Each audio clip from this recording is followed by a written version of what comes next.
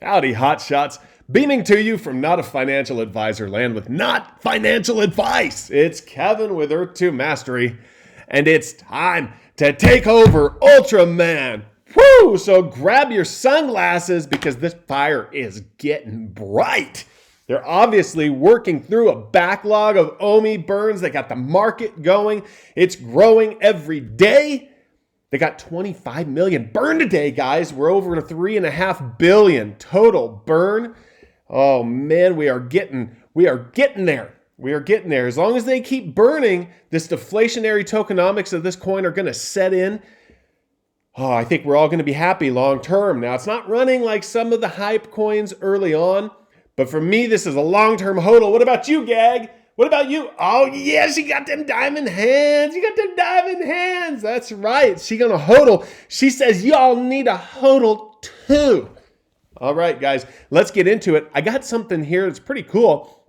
It is a daily OMI token tracker. The guy's putting all of the information together in one sheet, and he's got it displayed here pretty well. I like it. I found him on Twitter. His name is Jesus Gonzalez. His at Kuros, I think is how you pronounce that. I'm not really sure. He's got the link there. It was down just a few minutes ago, so you might want to go copy the link for yourself. Because I couldn't pull it up. But I had it pulled up from a few minutes before that. And we got 3.45 billion total OMI tokens burnt. 25 million today, guys. 26 million almost. 25 million. Over 940,000. Nuts, right? But it's showing how much is spent in the store. It's showing how many NFTs are sold in total. And it's showing how many OMI holder wallets there are. 99,000 of you guys out there say, OMI is my homie for the algos down below. I'm about to buy some more with money that I thought I had lost. Let me tell you, I'm going to do another video on the whole situation. But you could see a lot of people have told me, they came on and told me Bit4X is a scam, Bit4X has been hacked, but Coinbase dropped the ball, okay? The Coinbase app screwed me over, and Bit4X is what bailed me out. Bit4X helped me. So I'm going to do a separate video all about that so that I can explain what happened to me, and hopefully you can avoid it happening to you. But big news today. Oh my gosh, 5 hours ago, they're showing 261 million OMI burn today. They're obviously working through the backlogs. This is not through all of the market. How many times are we going to have this kind of burn in the next, are they going to be burning this much every, I don't know because I don't know what the backlog was. I don't know how to do the math. But 261 million in one day. OMI burn. That's why you need your sunglasses, guys. Woo, got them. What is that? Ooh, Ralph Lauren, boy. Ralph Lauren sunglasses because it's getting bright. Yes, Gag, I borrowed your sunglasses, okay? You don't use them anyway. You can't see with your cataracts. She doesn't like that I borrowed her glasses, but she doesn't use them anyway. She just thinks they look cool up there on her beehive. I don't know what her problem is. 261 million burn. My gosh, you could just see it's a steady climb. It's going to go parabolic. I think it's, if the price of OMI doesn't go up significantly. Now, I know you guys all want it to run tomorrow, but assuming that the price stays low, the burns are going to go parabolic, guys. With so many transactions coming in, when they've got multiple drops a week, when they're selling thousands and thousands of collectibles in the stores, and the market is humming along with 100% participation. It's going to be a hockey stick graph. It's going to go straight up, and that's good for us long-term hodlers, especially those of us that want to stake, because we're going to be able to stake our OMI, and then we're going to be able to get free collectibles, high-value gems that are going to pay for good secret rare collectibles that nobody else can get except for those OMI stakers. That's why I'm stocking up on my OMI. I want to be above the threshold where I get them free collectibles. That's my plan. And also I'm trying to, we got to start thinking about collecting sets, guys. We got to think about fulfilling our sets because there's going to be, they already focus on full sets in your profile on the site. You know that's going to be part of the master collector program. Okay, so what if your favorite is Batman? You probably need to complete Batman sets because I'm thinking you're going to be a master collector, possibly of Batman collectibles, and then you'll get early access to Batman drops. That's what I think. I don't know. I got no inside information. I don't know what I'm doing. I don't know what I'm talking about.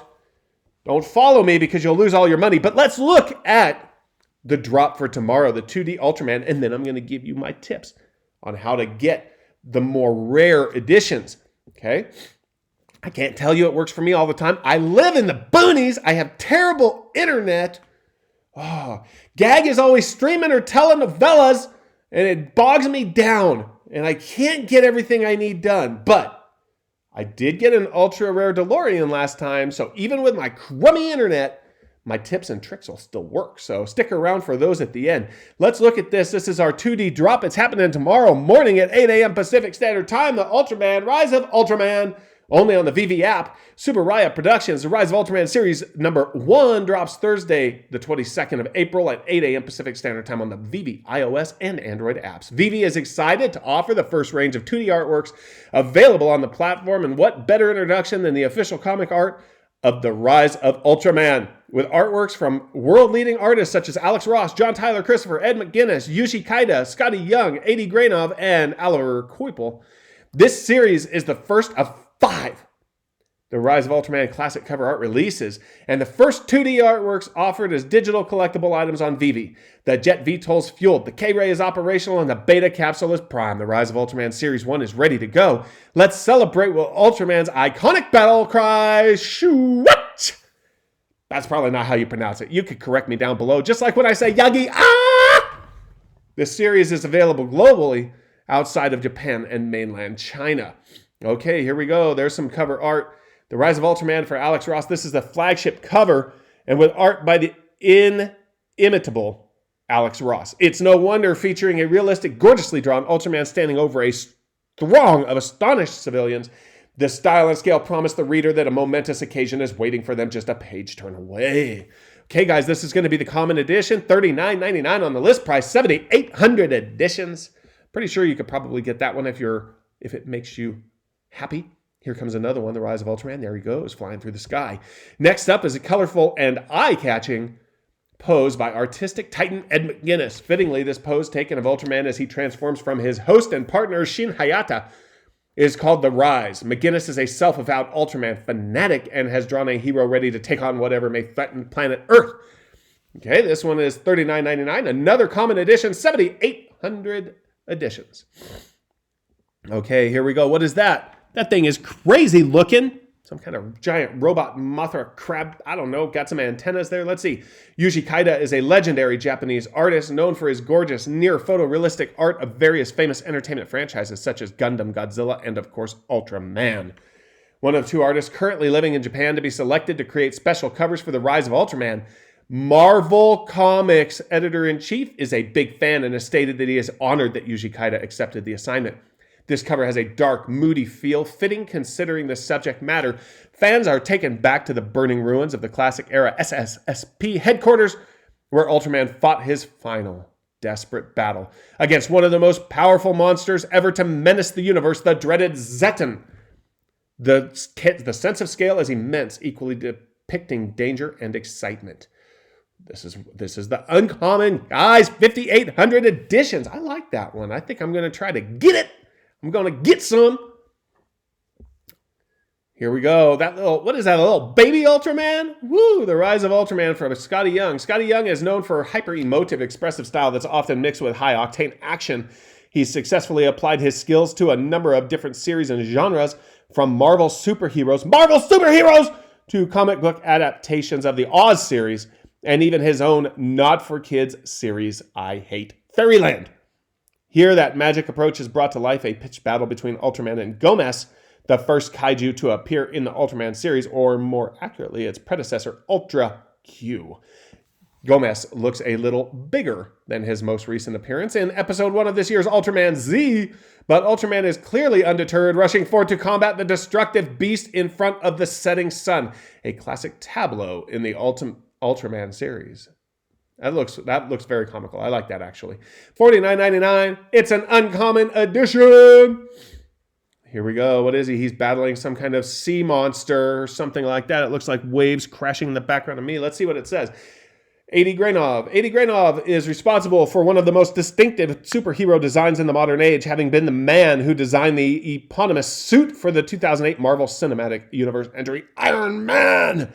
When he's not helping to usher in multi-billion-dollar movie franchises, he lends his talents to astonishing comic series, like this one with a scene of terrible destruction, the flooded ruins of a city devastated by the dreaded alien Bolton. Hues of dark blues and grays threaten the end of everything. But front and center, Ultraman, resplendent in silver and red, strikes at the Space Ninja to return light and hope to the world. This is a rare edition, folks. 4,800 editions with 200,000 people on the app trying to buy. Good luck to everyone. The Rise of Ultraman. Olivier Coipel. We'll get into that one later. It's not dropping this time. And here is your Rise of Ultraman secret rare for those of you. About 3,800 editions. Not very many editions considering how many people were trying for one of those Ultraman collectibles. I know I tried for over an hour. Couldn't get one reserved, so now I don't get the secret rare that I wish I could. Man, I'd love to have that hanging in my vault. Oh, so I assume this one here, we're not even going to go into it because it's not dropping. And I believe that it will probably be reserved for a later date, just like the Ghost Trap and Slimer and Edo. Okay, guys, so good luck tomorrow with this drop. Let me give you my tips. You need to preload your gems. Let's give 3 tips. 3 tips. Preload your gems. Wake up early and log into the app. Hit the notify me ahead of time, otherwise it won't auto-populate. Just sit there. It's a 4th tip, a bonus tip. Just sit there on the edition that you want and wait for it to open. And then start spamming that buy button and hope you get one, okay, guys? Tomorrow I'll let you know if I was able to get anything. So get to subbing.